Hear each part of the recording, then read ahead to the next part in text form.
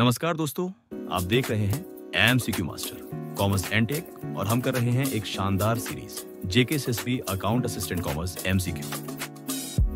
अगर आप JKSSB exam की तैयारी कर रहे हैं तो ये सीरीज आपके लिए एकदम परफेक्ट है। रोजाना नए क्वेश्चंस, रोजाना प्रैक्टिस और रोजाना इंप्रूवमेंट।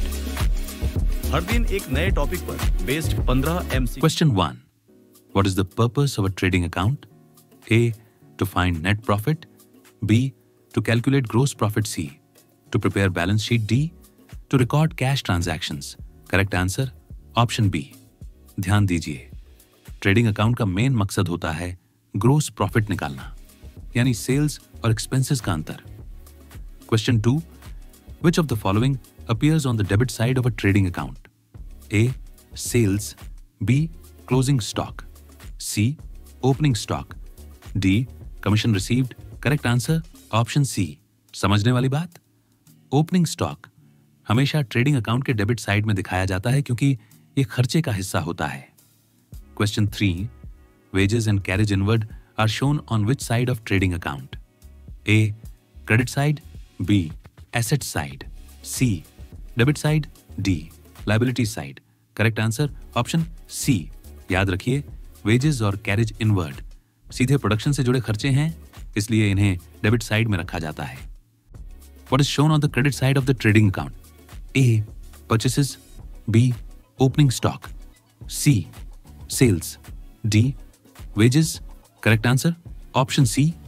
नोट करें, सेल्स को हमेशा ट्रेडिंग अकाउंट के क्रेडिट साइड में दिखाते हैं क्योंकि ये आय को दर्शाता है। Question 5. Closing stock is shown on A. Only trading account. B. Only balance sheet. C. Both trading and balance sheet. D. Cash book. Correct answer option C. जानकारी रखें, क्लोजिंग स्टॉक को दोनों जगह दिखाया जाता है, ट्रेडिंग अकाउंट में income के रूप में और बैलेंस शीट में एसेट के रूप में। Question 6.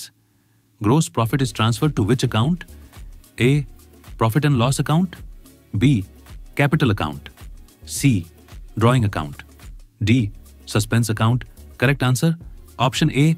चलिए जान लेते हैं, ग्रोस प्रॉफिट को प्रॉफिट एंड लॉस अकाउंट में ट्रांसफर किया जाता है ताकि नेट प्रॉफिट निकाला जा सके। Question 7. If the debit side of the trading account is more than the credit side, it indicates A.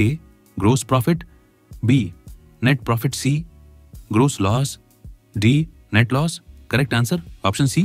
समझिए, अगर खर्चे ज्यादा हैं और कमाई कम है तो यह ग्रोस लॉस को दर्शाता है। Question 8. Which of the following is not shown in the trading account? A. Wages. B. Salaries. C. Carriage inward. D. Purchases. Correct answer option B. ध्यान देने वाली बात, सैलरीज इनडायरेक्ट खर्चा है और ये प्रॉफिट एंड लॉस अकाउंट में जाती है, ट्रेडिंग अकाउंट में नहीं। Question 9. What type of account is trading account? A. Personal account. B. Nominal account. C. Real account. D. Capital account. Correct answer option B. जान लीजिए, ट्रेडिंग अकाउंट एक nominal account होता है क्योंकि यह इनकम और एक्सपेंसेस से रिलेटेड होता है। Question 10. Returns inward are shown on which side of the trading account? A. Debit side. B. Credit side. C. Asset side. D. Not shown. Correct answer option B. समझ लीजिए, returns inward यानी बिक्री की वापसी, इसलिए इसे सेल्स से minus करके क्रेडिट साइड में दिखाया जाता है। Question 11. Which entry transfers opening stock to trading account? A. Trading account debit. To opening stock account. B. Opening stock account debit. To trading account. C. Trading account debit. To stock account. D. Purchases account debit. To trading account. Correct answer option B. याद रखें, opening stock को transfer करने के लिए उसे debit किया जाता है और ट्रेडिंग अकाउंट को credit. Question 12. Carriage outward is transferred to which account? A. Trading account. B. Profit and loss account. C. Capital account. D. Sales account. Correct answer option B. सोच के देखिए, कैरेज आउटवर्ड एक indirect खर्चा है, इसलिए यह P&L account में जाता है। Question 13. What does the trading account help to determine? A. Operating expenses. B. Cost of goods sold. C. Gross income. D. Net profit after tax. Correct answer option B.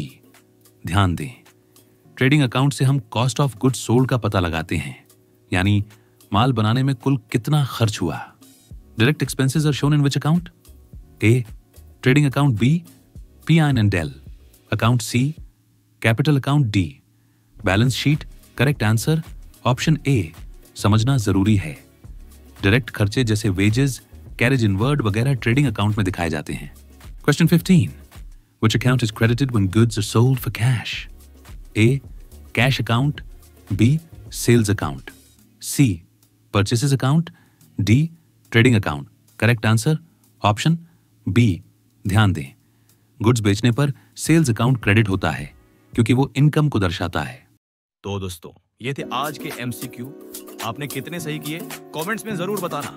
अगर video पसंद आया हो तो like जरूर करें, और हाँ, रोज नए MCQs के लिए सब्सक्राइब करना बिल्कुल ना भूलें। डिस्क्रिप्शन में दिए गए लिंक से आप फ्री नोट्स भी डाउनलोड कर सकते हैं। कल मिलेंगे नए टॉपिक के साथ, नए सवालों के साथ।